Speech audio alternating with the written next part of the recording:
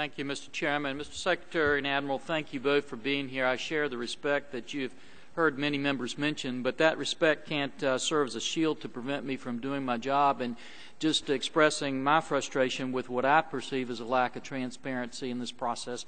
Mr. McHugh touched on some of that, and I'd like to ask you a few questions about that, and realizing that I only have 5 minutes, I just ask that we get those answers as brief as possible, and you can elaborate on them in written form.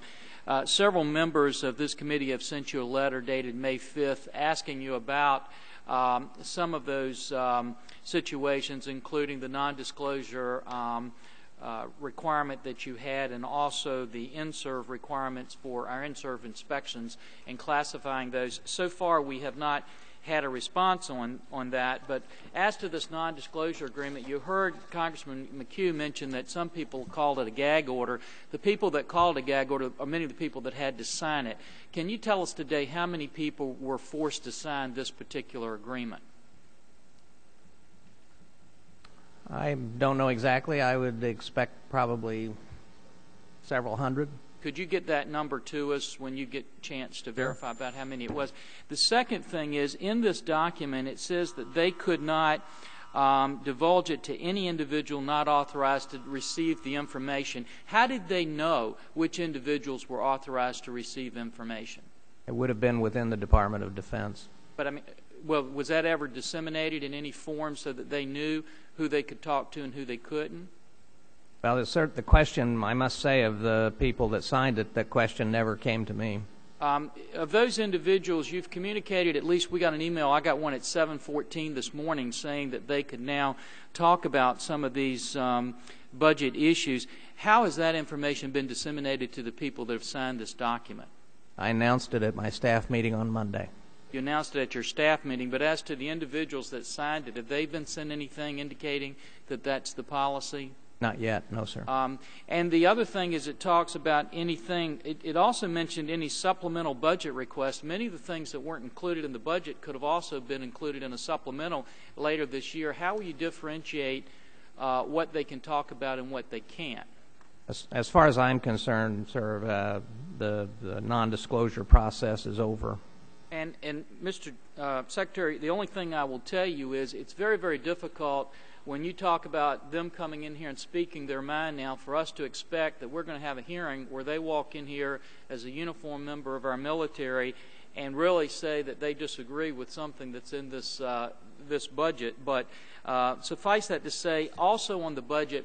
Well, on that score, sir, I can tell you that a couple of the service chiefs have been very direct with me. Well, that when they testify, they intend to say that they disagreed with the decision. So I don't think you have to worry about their candor at all. Mr. Secretary, they will come over tomorrow and testify. I believe some of them, is that not correct?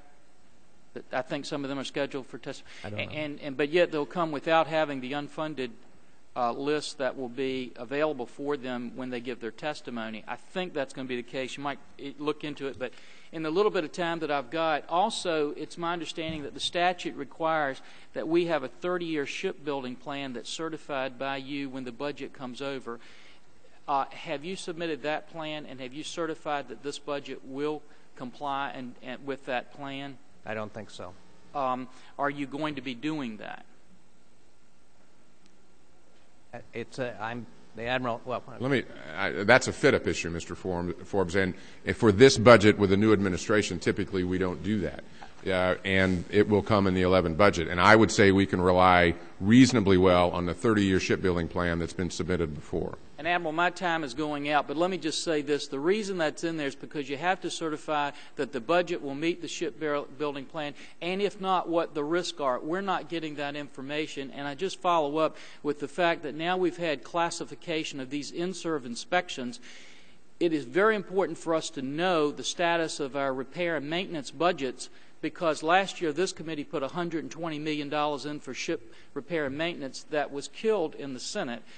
The problem is, if we don't and can't talk about those in-serve failures that are coming out, it makes it very, very difficult for us to argue about the shipbuilding and ship repair and maintenance needs that we have.